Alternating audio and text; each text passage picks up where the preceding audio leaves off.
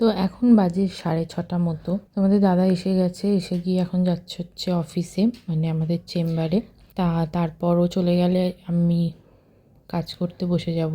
এখানে আমার আটা ময়দা দুটোই মাখা হয়ে গেছে, দুটো এই কারণেই, কারণ ওরা ময়দার খায় আর আমি আটার খাই। আর এমনিও আমি সেরকম ভালো আটা ময়দা মাখি না, জাস্ট পাকিয়ে রেখে দিই। কি বলবো, রেখে দিলে আর কি নরম হয়ে যায় অটোমেটিক। তো সেই কারণে এখন এগুলো রাখা থাকবে, সেই খাওয়ার আগে হবে। আর আজ রান্না করব হচ্ছে বাঁধাকপির তরকারি উইদাউট জল দিয়ে। তো সেটাই আজকে তোমাদের সাথে শেয়ার করব। এখানে সব রকমের ফোড়ন দিয়ে দিলাম, জিরে, তেজপাতা, শুকনো লঙ্কা। তারপর আলুগুলোকে ভালো করে ভেজে নেব লাল লাল করে, কেননা যেহেতু জল দেবো না, তো সেই জন্য ভাজলে 50% মতো সেদ্ধ হয়েই যায়।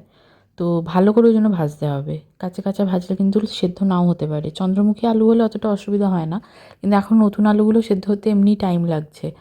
তো এখানে আমি মাঝখানের ভিডিও আমি কয়েকটা মিস হয়ে গেছে, আমার ফোনটা তখন আমার হ্যাং করছিল, তো সেই ভিডিওগুলো আমি নিয়েছিলাম, কিন্তু পরে দেখছি আর ওগুলো সেভই হয়নি। তো যাই হোক, এখানে আমি সব রকমের মশলা যা যা দেখালাম ওগুলো আমি দিয়ে নিয়েছিলাম। দিয়ে নিয়ে এবার আমি ঢাকা দিয়ে দেবো। তো ঢাকা দিয়ে ফোন নিয়ে একদমই বসে পড়বে না, 2 মিনিট ছাড়া ছাড়াই কিন্তু দেখতে হবে, তা নাহলে কিন্তু পুড়ে যেতে পারে। তা এখানে আর একটা ক্লিপ ছিল যেটাও মিস হয়ে গেছে। তো যাই হোক, এখানে আমি নামানোর আগে চিনি দিয়ে নিলাম। আমি এখানে অল্প চিনি ইউজ করলাম, কারণ আমার শ্বশুরমশাইয়ের সুগার আছে। এটা আমাদের বাড়িতে হলে আরেকটু মিষ্টি দিতাম, আরেকটু মিষ্টি মিষ্টি হতো।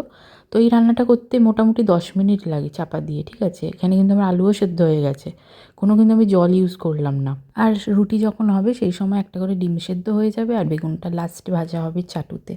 তো আজকের মতো এইটুকুই। Good night.